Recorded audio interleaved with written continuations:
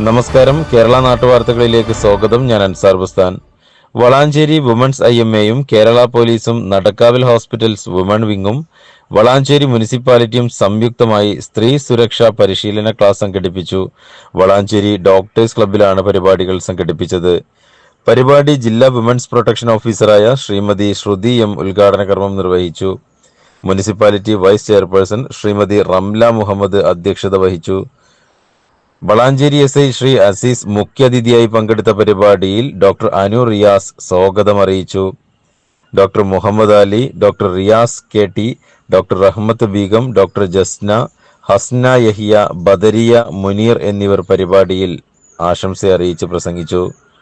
News bureau, Valanchery.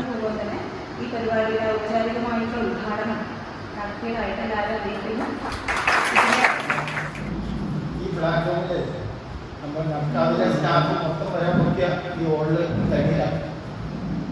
ഡോക്ടറോട് പ്രത്യേകം പറയാണ്, ഇനി ഇതുപോലുള്ള ഒരു ക്ലാസ് അറേഞ്ച് ചെയ്യുമ്പോൾ മുഴുവൻ കുട്ടികളെ അറേഞ്ച് ചെയ്ത് നമുക്ക് സംഘടിപ്പിച്ച വളരെയധികം നന്നായി. സർക്കാർ തന്നെ പോലീസ് ഡിപ്പാർട്ട്മെന്റ് വഴി ഇങ്ങനൊരു പരിപാടി സംഘടിപ്പിക്കുക എന്നുള്ളത് വളരെ അതിൻ്റെ ഗൗരവം എനിക്ക് തോന്നുന്നു, അല്ലെങ്കിൽ അതിൻ്റെ സീരിയസ്നെസ് നമ്മളെ പലരും മനസ്സിലാക്കിയിരിക്കുക എന്നാണ് ഈ സദസ്സ് കണ്ടിട്ട് എനിക്ക് മനസ്സിലാക്കുന്നത്. ഇന്ന് നമ്മുടെ വികാരത്തെ പറഞ്ഞ പോലെ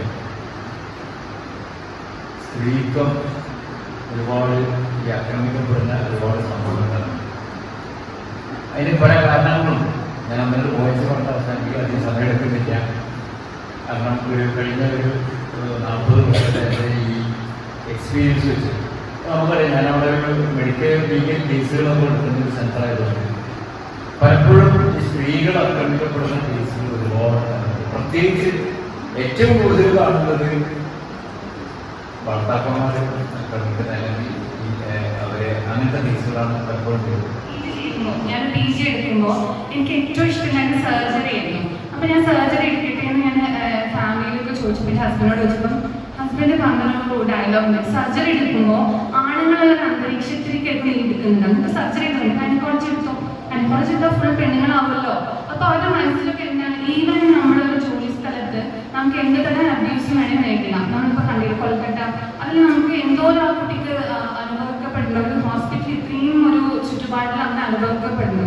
അപ്പോൾ നമ്മൾ എപ്പോഴും നമുക്ക് ഈ അബ്യൂസ് നേരിടണം. എപ്പോഴും നമ്മളൊരു മെന്റലി സ്ട്രെങ്ത് ആർജിച്ച് നമുക്ക് എന്തെങ്കിലും ഇത്തരം ഒരു സിറ്റുവേഷനിൽ കടന്നു പോയിട്ട് അതിനെ പറ്റിയിട്ട് വോയിസ് എടുക്കാൻ കഴിയണം. അപ്പോൾ ഈ പ്രോഗ്രാം നമുക്ക് അത്രയും ഒരു പ്രചോദനമാകട്ടെ എന്ന് മാത്രം ഞാൻ ആഗ്രഹിക്കുന്നു.